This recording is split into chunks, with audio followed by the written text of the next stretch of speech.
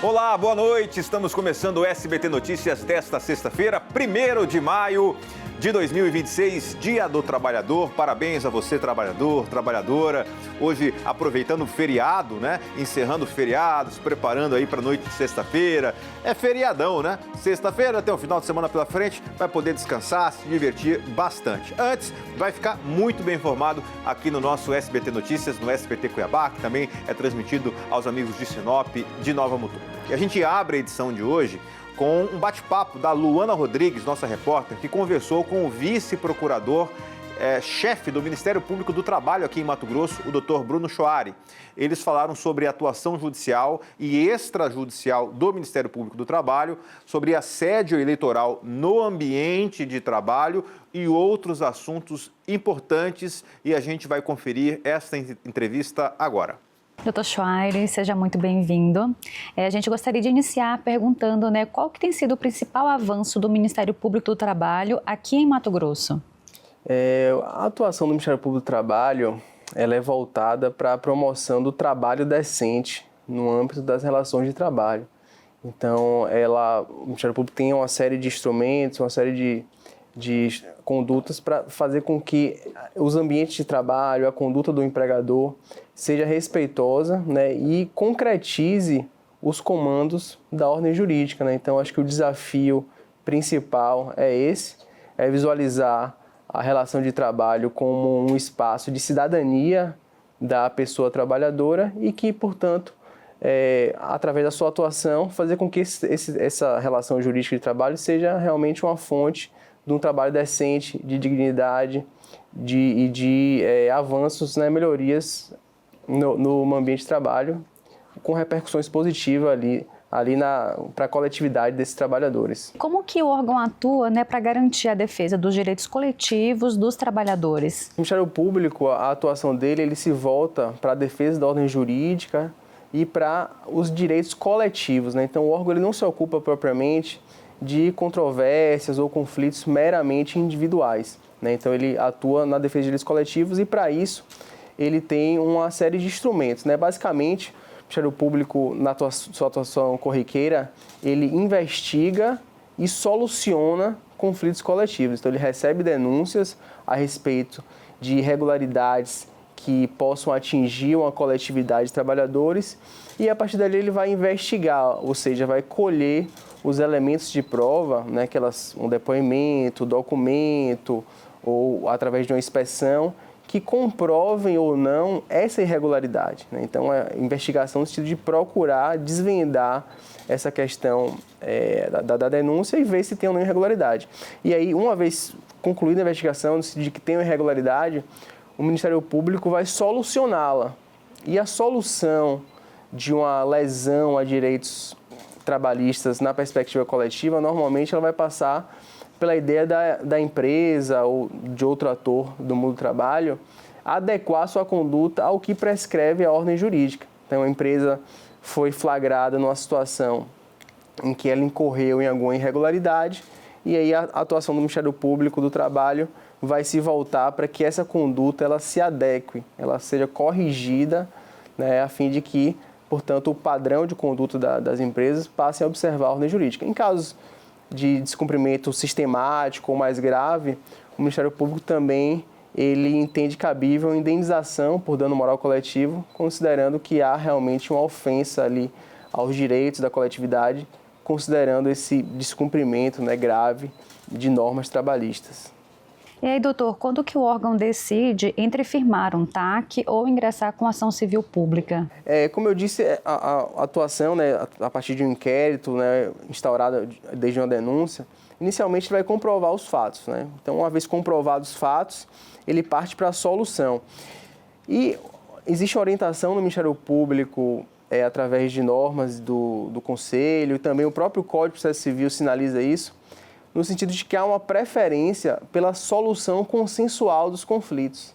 Então, esse princípio, essa ideia de preferência pela solução consensual, ela também vai valer para o Ministério Público. Então, normalmente, o membro do Ministério Público ele vai propor um termo de ajuste de conduta, o TAC, que é basicamente um compromisso pelo qual a empresa ela vai se comprometer a cumprir aquela norma de segurança, né? Então, essa oferta do TAC, ela tende a ser preferencial e aí, se for inviável, aí sim o Ministério Público ajuiza a ação civil pública. Mas é claro que tem exceções, né, em situações particularmente graves, né, que tem uma urgência muito acentuada em determinada questão, o Ministério Público pode, né, ajuizar de imediato a ação civil pública.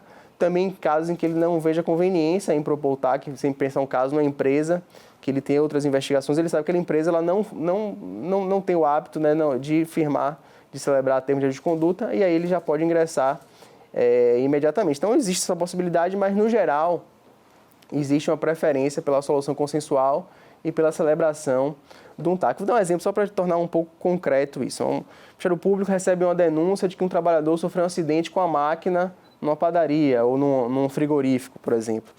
Ele investiga e fala que aquela máquina ela não tem uma proteção suficiente para atender às normas de segurança.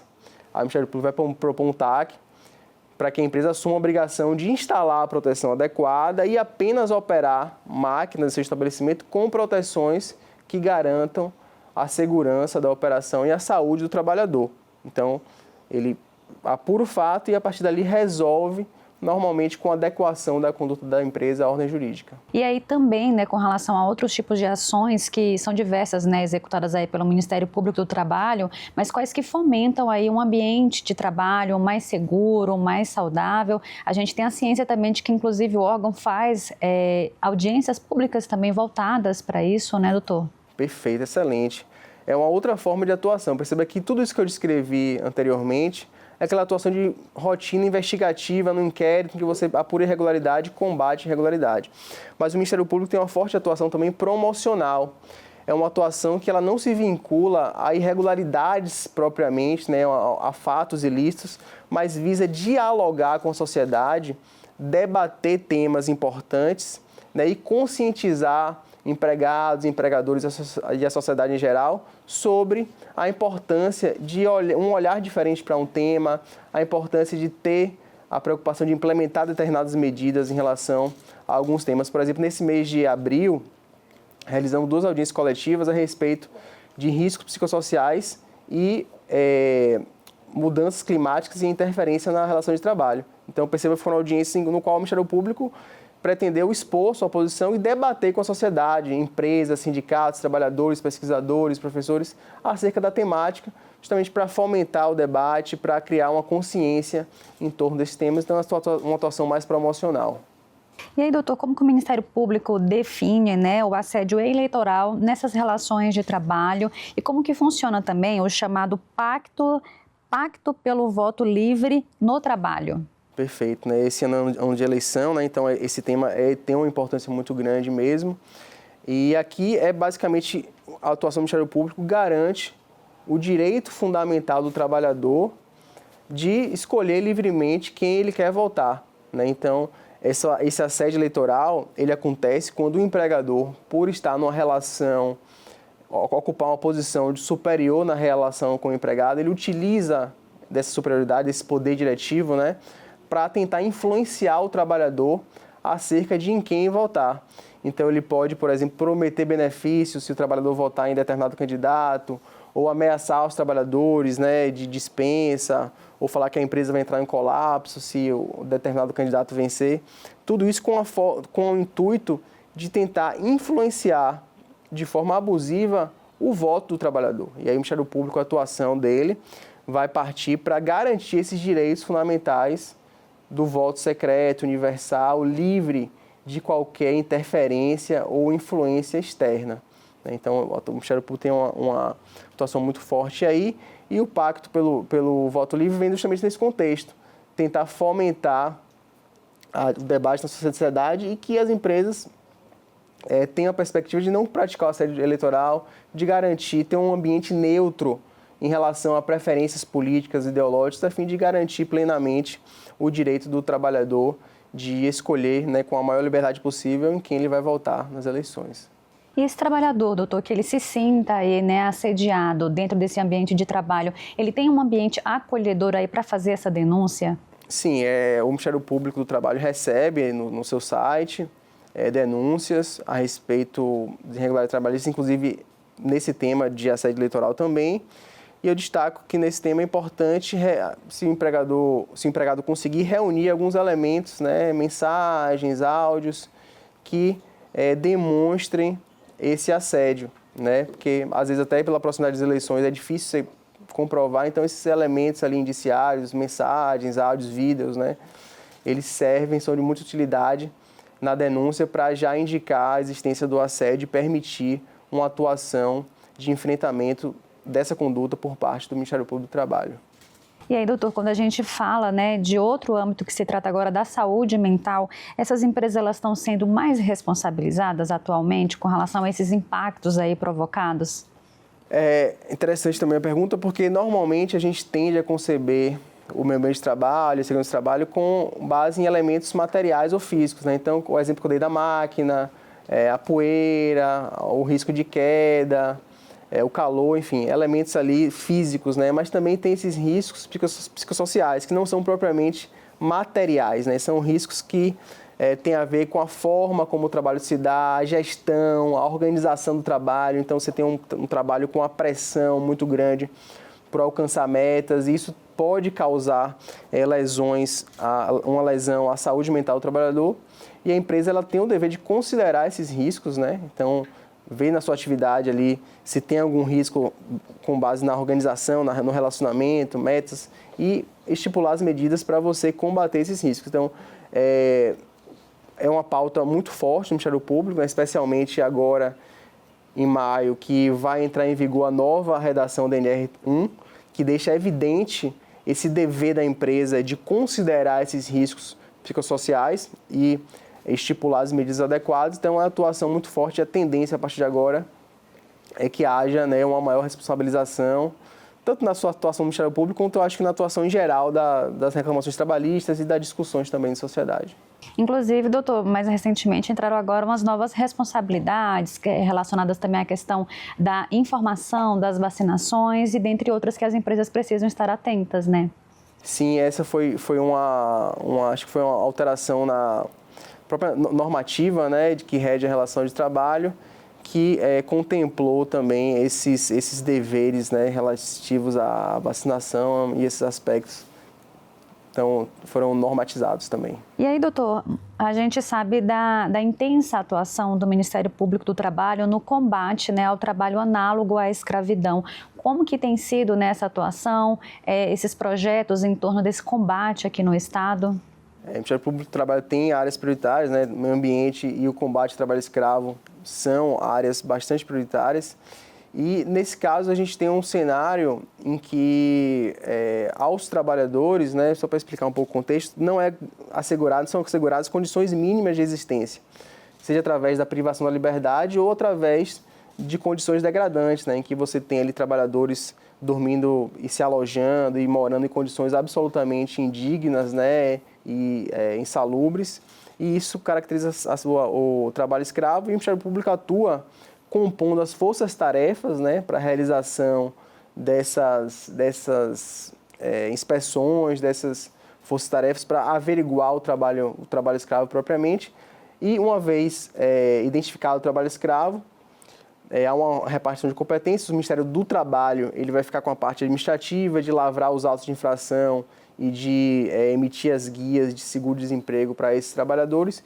E o Ministério Público do Trabalho ele vai olhar para a situação sob a perspectiva de responsabilizar aquele empregador que submeteu os seus empregados a condições análogas à de escravo, tanto do ponto de vista de adequar a conduta, né, de não mais praticar essa conduta, quanto também do ponto de vista reparatório, né, seja pelo pagamento de um dano moral coletivo, né, porque a sociedade não tolera mais esse tipo de relação, e até dano morais individuais. É um caso em que o Ministério Público também atua para garantir um dano moral individual àqueles trabalhadores que foram objeto dessa submissão ao trabalho análogo a de escravo, e tem o pagamento de recompensas rescisórias, né, porque é uma situação que não permite, né, via de regra, a continuidade do vínculo, vai ter que pagar as rescisórias, e também dano moral individual a esses trabalhadores. Quais que são agora as estratégias voltadas, né, para o enfrentamento ao trabalho infantil aqui no Estado? Com relação ao trabalho infantil, a atuação do Ministério Público ela é muito forte sob duas perspectivas, né?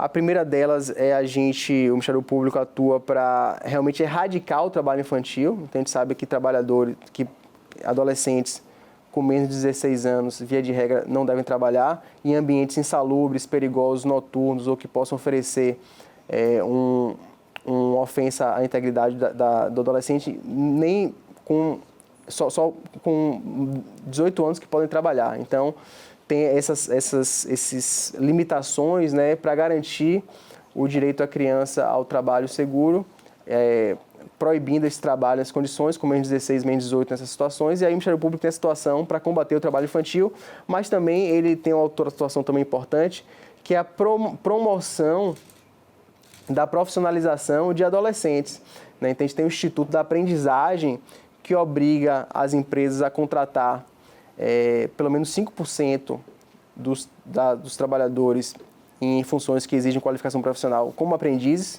né? Então, essa cota de aprendizagem ela é muito importante para assegurar ao adolescente esse acesso ao mercado de trabalho formal e garantir ele a profissionalização também, porque essa aprendizagem, o trabalho vai ser conjugado também com o aprendizado.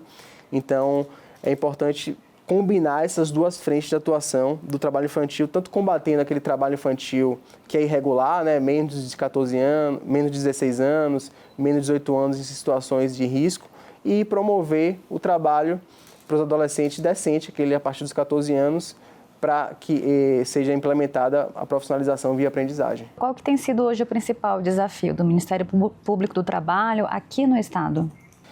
Acho que o desafio principal é tentar contemplar a atuação nessas frentes todas, né? Você vê que ao longo da entrevista a gente falou em trabalho infantil, combate ao trabalho infantil, meio ambiente de trabalho seguro, em combate ao trabalho análoga, em garantir a liberdade de voto. Então, o grande desafio é conseguir contemplar, né, toda esse ambiente de trabalho em sua perspectiva transversal e complexa e garantir a proteção do trabalho de forma integral, né? Então, a gente tem o 1º de maio agora, que é o Dia do Trabalho, e nele é importante a gente verificar, e a atuação do Ministério Público do Trabalho é nessa linha, de ver o trabalho não como sendo alvo de filantropia ou iniciativas individuais isoladas. O trabalho é um bem jurídico que deve ser encarado sob a perspectiva de uma política racional de promoção da dignidade da pessoa humana,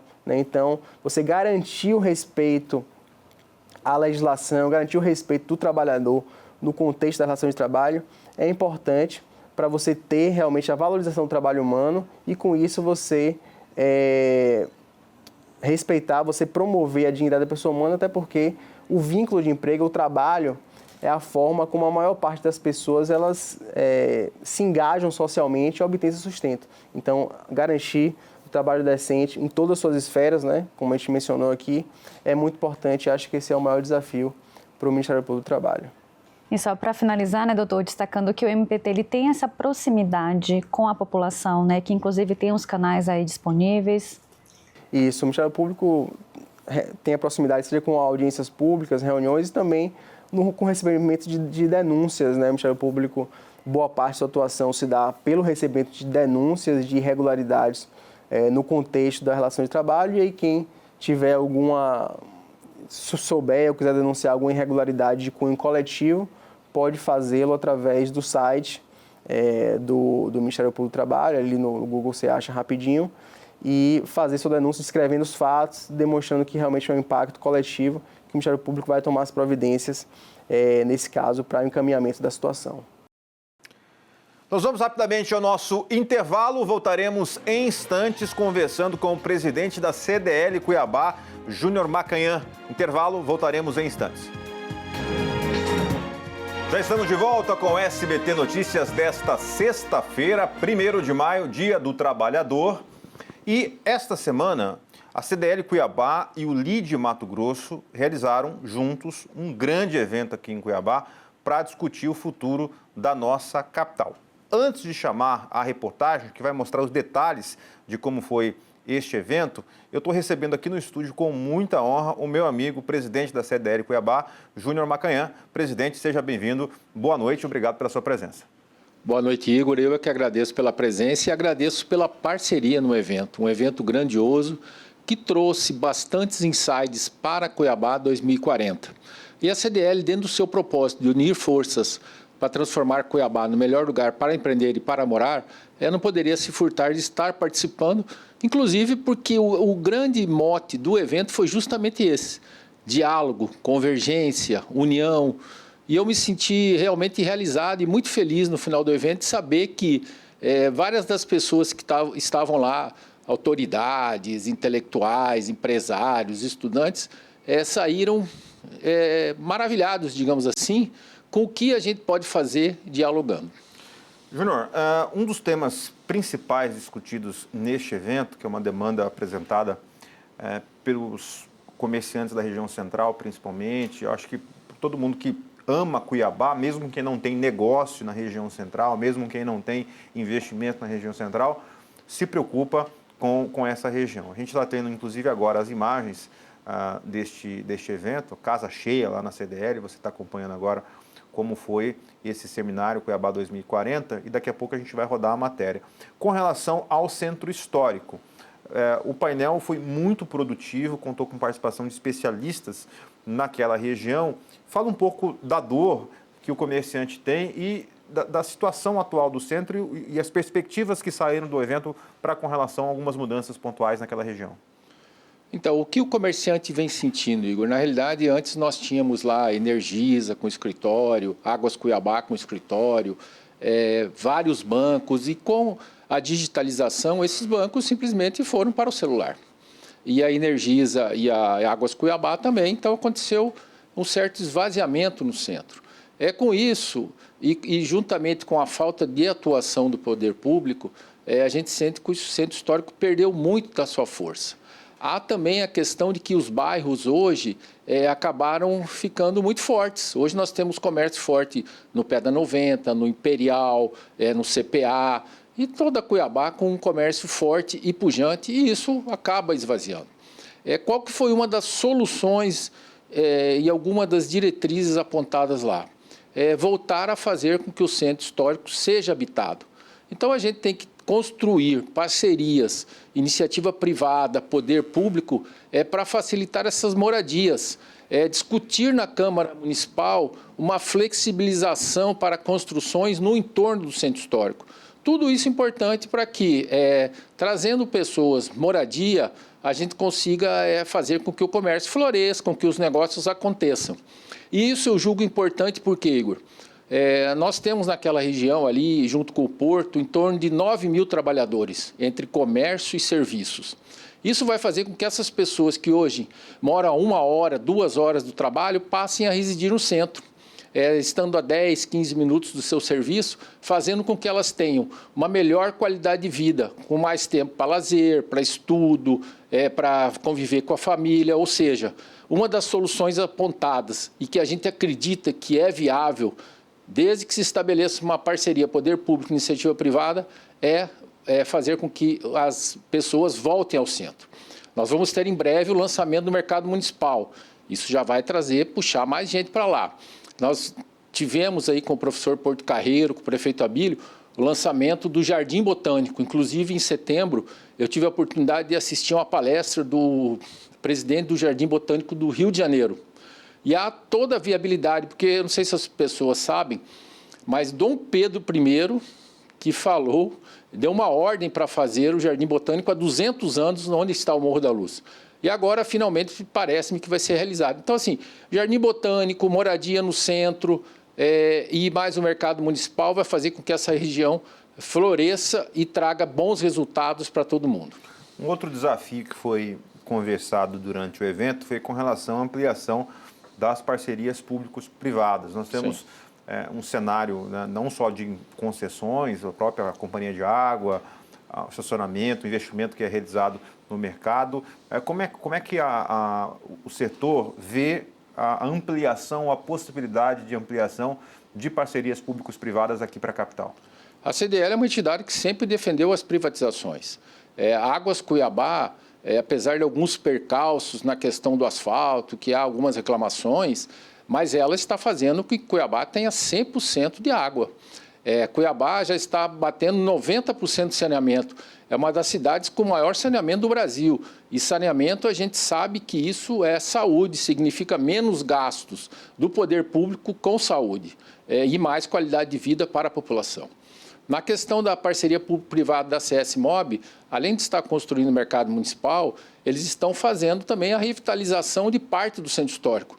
E aí eu aproveito um programa como o seu, Igor, de grande audiência, para pedir que a CS Mob, e a gente já fez essas solicitações, porque no projeto da PPP não contempla Galdino Pimentel, Cândido Mariano e Ricardo Franco nessa revitalização. Que essas ruas também sejam incluídas nesse projeto para que a gente consiga fazer, a hora que as pessoas voltarem a andar no centro, que essas ruas estejam bonitas, arborizadas, com bancos, com bicicletários, para que assim facilite o trânsito das pessoas. Outro ponto que a gente discutiu lá, e foi no painel final, foram os exemplos, né? Nós trouxemos aqui o Paulo Rabelo de Castro, que foi presidente do BNDES e do IBGE, que une dois conhecimentos fundamentais, né? Primeiro, é o conhecimento demográfico, como presidente do Instituto Brasileiro de Geografia e Estatística, e também do Banco Nacional do Desenvolvimento, ou seja, que liberou crédito para muita gente e entende como é que isso funciona. Qual que foi a sua avaliação da participação do Paulo Rabelo de Castro e também do prefeito de Canoas, o Ayrton Souza, que trouxe uma visão de um município que foi completamente destruído? Eu sempre até disse a ele, quando eu conheci, olha, todo prefeito, quando assume uma prefeitura, assume com desafios. Ele assumiu com a própria casa alagada, com 70% da casa alagada, da cidade alagada, com 80 escolas destruídas, e ele trouxe aqui um exemplo de como foi assumir isso e conseguir recursos através do diálogo para a reconstrução da cidade. Na sua visão, como é que foi essas participações de palestrantes que vieram de outros estados? Então, vou começar com o prefeito Ayrton. 80 escolas destruídas, como você falou. As outras 80 do município viraram habitações e, no final, ele estava com 160 escolas destruídas. Primeira coisa que ele fez, Igor, que ele nos disse, foi união. Chamou todos os vereadores, ele é do PL, mas chamou todos os vereadores, PT, PCdoB, PSOL, PMDB, ele deu todos os partidos lá. E foi com todos a Brasília, porque o objetivo principal dele naquele momento era reconstruir a cidade, ter diálogo. E assim, eu não vi nenhuma reclamação dele em relação ao passado. O que eu vi sempre é ele, vamos nos unir e vamos mirar o futuro. A gente precisa fazer, precisa realizar. Essa ida dele a Brasília, com todos os vereadores de situação, oposição, unânime, todos os 100% dos vereadores, fez com que o governo federal liberasse 280 milhões para a construção de hospital, para arrumar a saúde da cidade, ou seja, diálogo, conversa, união, para que a cidade dele prospere. Eu acho que esse é o exemplo que ele pode nos deixar. Em relação à palestra do Paulo Rabelo de Castro, ele trouxe os comparativos de Cuiabá com Vitória, Florianópolis e Curitiba, que são cidades similares, umas um pouquinho maior e outras menores. Mas o que ele mostrou lá é que a gente tem um excesso de gasto no meio, ou seja, gasta-se muito com a gestão pública e pouco e menos do que essas três cidades no comparativo chega na ponta. E outra coisa que ele nos mostrou também é que a arrecadação do município em relação a esses três comparativos, ela pode melhorar. Então, assim, pode ter uma gestão mais eficiente. E, para isso, Igor, a gente precisa ter mais união, poder público, iniciativa privada, trabalhar junto, porque não tem aquela coisa, eu estou numa parte do barco, você está na outra parte do barco, a gente está no mesmo barco. Então, assim, quanto mais a cidade melhorar, isso será bom não só para poder público, mas também para todo mundo que mora na cidade. A cidade é feita das pessoas que aqui estão. E assim a gente espera e assim a gente vai agir e vai se comportar como sempre nos comportamos, dentro do nosso propósito, que é unir forças para transformar Cuiabá. Presidente, quero agradecer a sua presença aqui no SBT Notícias, parabenizar pela iniciativa do evento em parceria com o LIDE, né? Está em portas abertas para realizar novos eventos e parabéns pelo desempenho da CDL Cuiabá. Eu que quero agradecer, quero parabenizar todos os trabalhadores pelo seu dia, que tenham tido um dia de bastante descanso, lazer, convivência com a família E vamos junto, Igor, melhorar Cuiabá, porque é aqui que a gente mora e é aqui que a gente tem que fazer os nossos investimentos, fazer com que a nossa cidade progrida, gerando emprego e gerando renda. Obrigado, presidente. Nós vamos agora acompanhar a matéria, a reportagem desse evento que aconteceu nesta semana aqui em Cuiabá.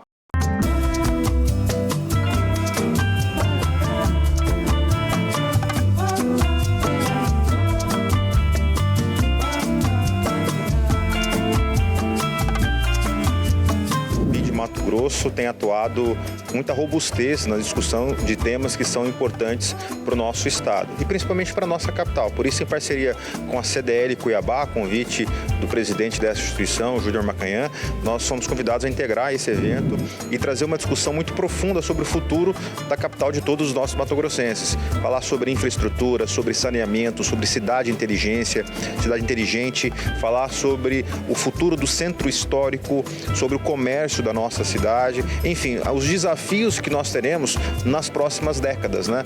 É evidente que nós temos muitos problemas atuais, mas também é importante discutir as soluções, aquilo que tem de novo acontecendo em outros municípios. Nós vamos trazer aqui o prefeito de Canoas, é um prefeito que reconstruiu uma cidade após uma tragédia muito grande, que foi a enchente que aconteceu no Rio Grande do Sul. Então, para nós do LIDE, fazer parte desse 5º evento, de mais um evento discutindo o futuro de Cuiabá. Abril é o aniversário de Cuiabá. Abril é o aniversário da CDL Cuiabá também. E nos aniversários, o que a gente faz? Normalmente a gente faz reflexões do passado, mas pensa muito sobre o futuro. Então a ideia desse evento é justamente essa, pensar sobre o futuro de Cuiabá, qual Cuiabá que nós queremos em 2040.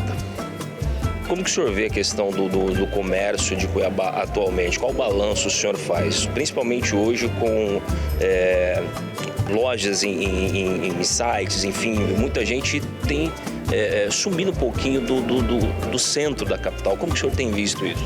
O comércio de Cuiabá vive duas realidades. Uma, a realidade de quem está no centro, com a dificuldade da mobilidade.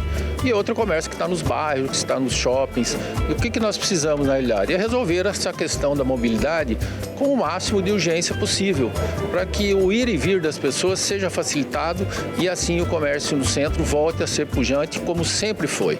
Nós estamos num processo de revitalização também no centro histórico. Estamos lançando, deve ser inaugurado em breve, o mercado municipal no centro.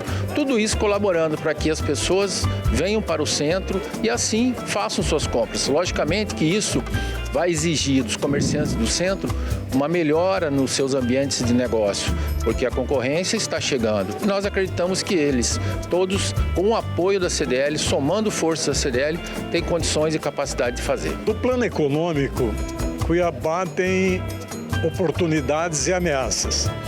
As ameaças são: Mato Grosso está crescendo a um ritmo de 10% a 12% ao ano. Algumas cidades estão crescendo até mais, especialmente cidades muito ligadas ao agronegócio. Cuiabá cresce a um ritmo menor. Entretanto, Cuiabá tem boas oportunidades. Vou dar uma só. Mato Grosso é o campeão nacional do agronegócio. Nós somos campeões de praticamente tudo no agronegócio, mas não temos a maior feira de agronegócio do país. Quando a gente olha as feiras que realizam em Cuiabá, nós não somos entre as 10 maiores, nós somos atrás de 9 outras feiras. Então há uma boa oportunidade para Cuiabá produzir aqui a maior feira de agronegócio, de agricultura do país, de negócios aqui em Cuiabá. Cuiabá tem a maior plataforma educacional de Mato Grosso. Pode utilizar mais isso para alavancar o seu desenvolvimento. E Cuiabá está recebendo, no próximo ano, um terminal ferroviário. Então, Cuiabá pode se tornar um grande centro logístico, que ela é equidistante em relação ao Pará, é equidistante em relação à Rondônia e é equidistante em relação a boa parte das regiões consumidoras de Mato Grosso. Então, tem boas oportunidades econômicas para Cuiabá. O LIDE sempre fazendo esse papel de trazer conexões e o CDL faz parte desse processo, está sempre com a gente no LIDE e essas conexões são importantes para que a cidade avance, cresça de maneira sustentável e sempre organizada. O Águas Cuiabá, que é uma empresa que, digamos, revolucionou né, o trabalho dentro das águas da nossa capital. É importante estar num evento como esse também, buscando uma Cuiabá melhor. Hoje o evento se fala da Cuiabá 2040, Cuiabá do futuro. Eu acho que é impossível falar de Cuiabá, de sustentabilidade, sem você falar de Águas Cuiabá.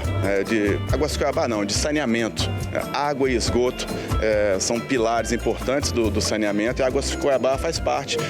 Tem um contrato longo aqui na cidade, e esse planejamento de médio e longo prazo tem que ser muito coordenado, e a CDL, volta a falar, junto com o LIDE, são partes importantes, que são entes importantes na sociedade, que precisam ser preservados quando do avanço dessas obras, para você atender a população conforme o Marco Legal do Saneamento.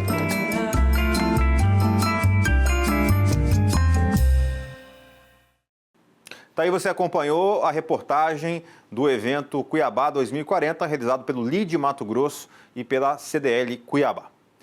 O agro brasileiro enfrenta um dos maiores desafios dos próximos anos: renovar a mão de obra no campo e atrair jovens para um setor cada vez mais tecnológico e exigente. Em Campo Novo do Parecis, uma iniciativa do IFMT tem chamado a atenção justamente por conseguir fazer esse caminho inverso: despertar o interesse ainda no ensino médio e levar esses estudantes até a formação superior. Vamos ver. Botina no pé e olhar no futuro. E a certeza de quem já escolheu o próprio caminho. Aos 17 anos, Richard não só estuda, ele vive o agro na prática. Aluno do 3º ano do ensino médio, decidiu cedo, quer crescer dentro do campo e fazer isso profissão. A gente tem bastante aula prática, a gente vai muito pro campo, vai lá, mexe com as máquinas, aprende a fazer regulamento dos implementos, sabe? Na mesma turma, outra história de determinação. Essa aí é a Raquel. Divide o tempo entre o estudo e o trabalho. Rotina puxada hoje, mas que vira combustível para um sonho grande amanhã: ser a primeira agrônoma da família. Cuida da lavoura, nós identifica as pragas, as doenças, nós poda as árvores, colhe os frutos, mexe com os animais na zootecnia. E ali onde muitos terminam o ensino médio, para eles é só o começo. No Instituto Federal de Campo Novo do Parecis, o caminho continua. No ensino superior, jovens como José, Diego e Bernardo mergulham na pesquisa para garantir algo que chega todos os dias à sua casa: qualidade no alimento. Do solo à colheita, é ciência aplicada ao campo. Aqui vou demonstrar um pouco como que a gente faz o processo de titulação no laboratório de solos. Esse processo a gente leva em consideração o tanto do nutriente que tem na extração que a gente fez, aí a gente titula com um meio ácido ou básico para determinar o tanto de nutriente que tem nessa solução, ou nesse solo que a gente extraiu. Aí a gente usa um indicador, pinga de 3 a 5 gotas desse indicador na solução. Aí a gente pinga esse indicador na solução e depois faz a titulação. Aqui a gente tem uma bureta digital, a nosso colega vai fazer a titulação. Aí ele vai pingando esse produto que está aqui embaixo, esse reagente, até chegar no ponto de viragem, que é onde que a solução ali vai mudar de cor. Quando está azul é que já ocorreu a viragem, já foi já consumiu o tanto de reagente que é preciso, né?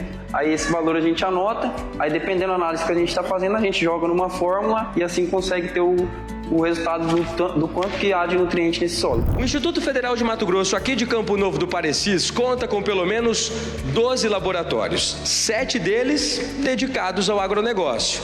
Esse aqui, por exemplo, é o Laboratório de Análise de Solos, recentemente considerado um dos 10 melhores do Brasil, certificado pela Embrapa. Nossa principal função é a relação com o mundo do trabalho e trazer os jovens para que eles possam prestar serviço com mais qualidade, com mais efetividade, a fim de que nós tenhamos, um desenvolvimento econômico da região, a nível também de estado e a nível de Brasil. Aqui em Campo Novo nós temos 2 tipos de curso principalmente, os cursos técnicos integrados ao ensino médio, onde nossos jovens já estudam a parte técnica e também a parte geral do ensino médio, seja na área de agropecuária, seja na área de informática, com várias oportunidades, tanto de atuação quanto de trabalho. E além disso, a gente também atua com o ensino superior aqui em Campo Novo do Parecis, tanto com curso de agronomia, curso de agroindústria, cursos também na área de gestão, como processos gerenciais, e também cursos de licenciatura, como a licenciatura em matemática. São cerca de 1.000 alunos. Muitos passam o dia inteiro aqui. Estudam, trabalham, se qualificam e já saem prontos para o mercado.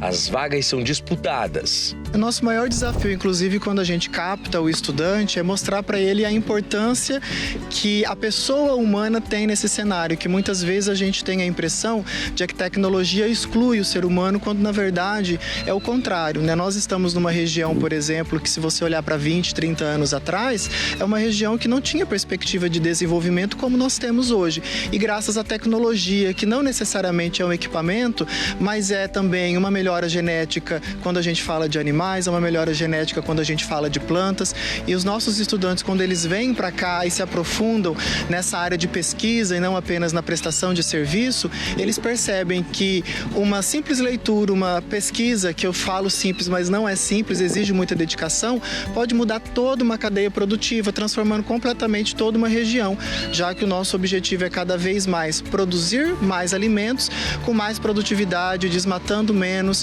e tendo um modelo mais sustentável. Do laboratório à lavoura, da sala de aula ao mercado de trabalho. O agro segue plantando mais do que grãos. Planta oportunidade, forma profissionais, colhe futuro. E prova todos os dias que o campo também é lugar de sonhar. O SBT Notícias de hoje fica por aqui. Muito obrigado pela sua companhia. Bom restinho de feriado, ótimo final de semana e até segunda-feira.